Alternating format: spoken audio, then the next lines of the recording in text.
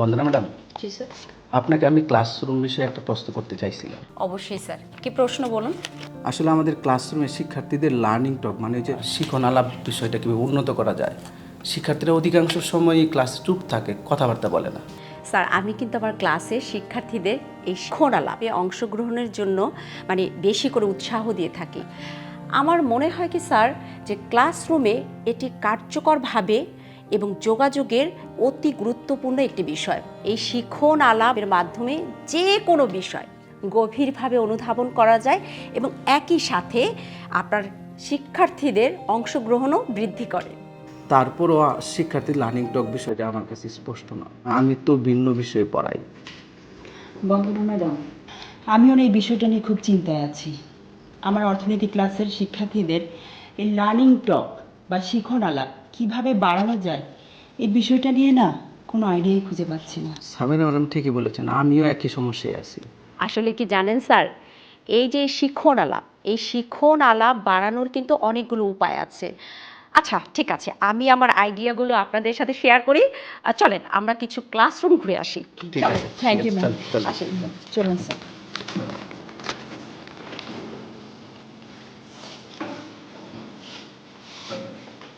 Learning টক বা শিখন আলাপ বাড়ানোর অনন্য একটি উপায় হচ্ছে বাক্য সূচনাকারী বা সেন্টেন্স স্টার্টার ব্যবহার করা। আমি শিক্ষার্থীদেরকে প্রায়ই সেন্টেন্স স্টার্টার ব্যবহার করতে উৎসাহিত করি এবং এতে করে তারা পরস্পরের সাথে আন্তরিকভাবে আলোচনায় অংশগ্রহণ করতে পারে।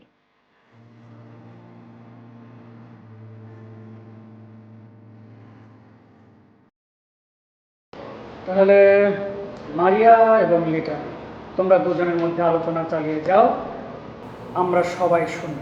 জি স্যার। আমার মতে আমাদের ইংরেজি উচ্চারণের অন্যতম কারণ হচ্ছে মাতৃভাষার প্রভাব।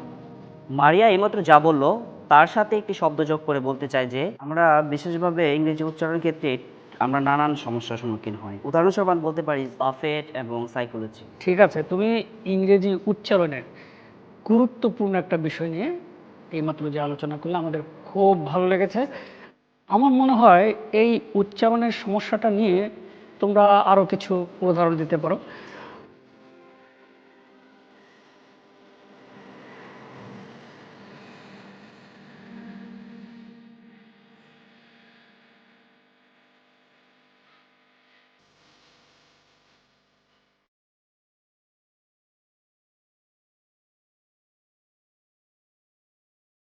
এইমাত্র আমরা যেমনটি দেখলাম, কথোপকথনের শুরুতে শিক্ষার্থীদেরকে আমরা কিছু বাক্য সূচনাকারী বা সেন্টেন্স স্টার্টার দিয়ে দিতে পারি।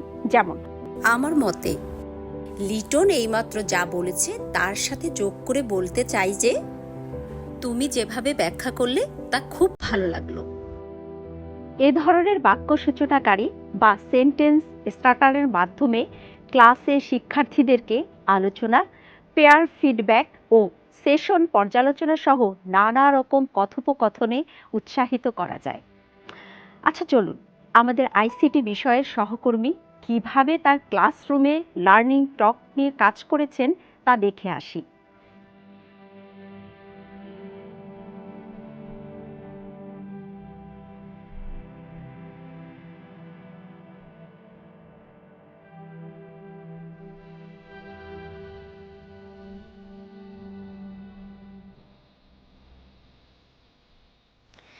আমার আইসিটি ক্লাসে শিক্ষার্থীদের দলীয় আলোচনায় উৎসাহ দিতে আমি বেশ কিছু পদ্ধতি অবলম্বন করি।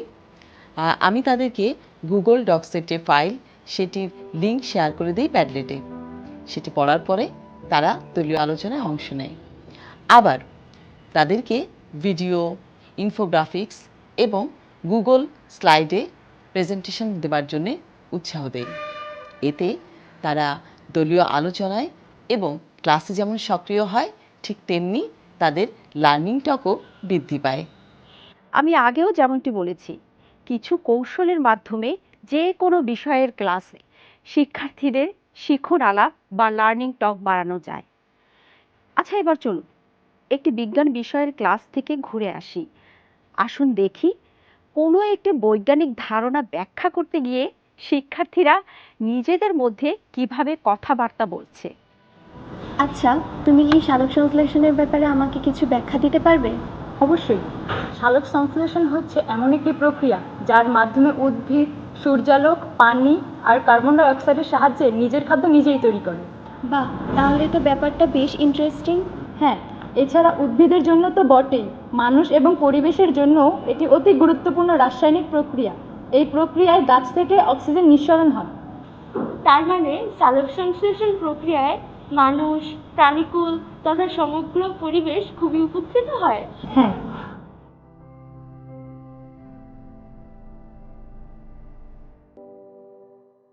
আমরা এইমাত্র দেখলাম যে বিজ্ঞান ক্লাসে একটি বৈজ্ঞানিক ধারণা ব্যাখ্যা করতে গিয়ে শিক্ষার্থীরা নিজেদের মধ্যে কিভাবে কথাবার্তা বলছে।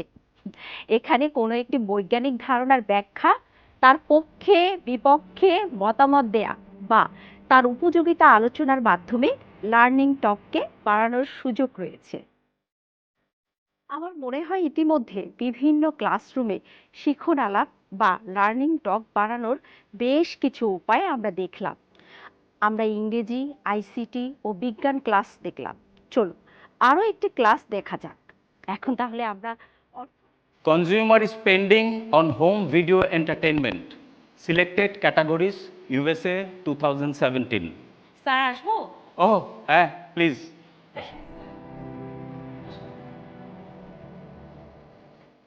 আচ্ছা, এখন এই চার্ট অনুযায়ী তোমরা এই বিষয়গুলো একটু ব্যাখ্যা করো।